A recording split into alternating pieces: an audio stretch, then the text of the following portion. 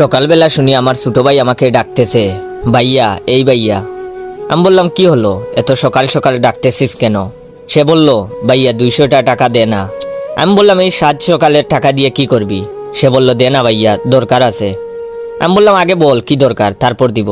সে বলল বলতে পারবো না, টাকাটা খুব দরকার, আমার লাইফের প্রশ্ন ভাইয়া। আমি বললাম বলতে পারলে বল টাকার কি দরকার, না হলে ফুট এখান থেকে, আমার কাছে টাকা নাই। আগে বল কি দরকার, তারপর ভেবে দেখবো টাকা দেওয়া যায় কিনা। সে বলল, ভাইয়া অনেক দিন থেকে একটা মেয়েকে ভালোবাসি, কিন্তু বলতে সাহস পাই না। আজ অনেক কষ্টে মনের সাহস জুগিয়েছি, কিন্তু পকেটে সাহস নাই, টাকাটা দে না ভাই। আমি ওর কথা শুনে থ হয়ে রইলাম। আবার বলতে লাগলাম, সাব্বাস ভাই, এই না হলে আমার ভাই, আমার মানিব্যাগ থেকে টাকাটা নিয়ে যা। কিন্তু কথা হলো 200 টাকা দিয়ে কি করে হবে বল, 500 টাকা নিয়ে যা।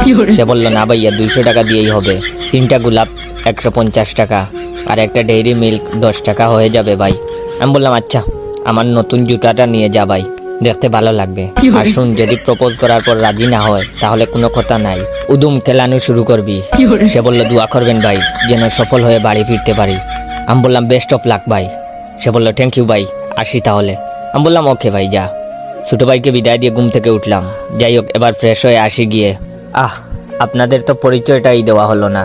আমি জয়, আপনাদের জানাই আছে, নতুন করে বলার মতো কিছু নাই। নতুন করে বলার মতো শুধু এইটাই, এতক্ষণ যার সাথে কথা বলছিলাম সে আমার ছোট ভাই আরিফ। এই বছর ক্লাস 6-এ উঠলো। ওর সম্পর্কে আর কি বলবো, এমনিতেই বুঝতে পারবেন।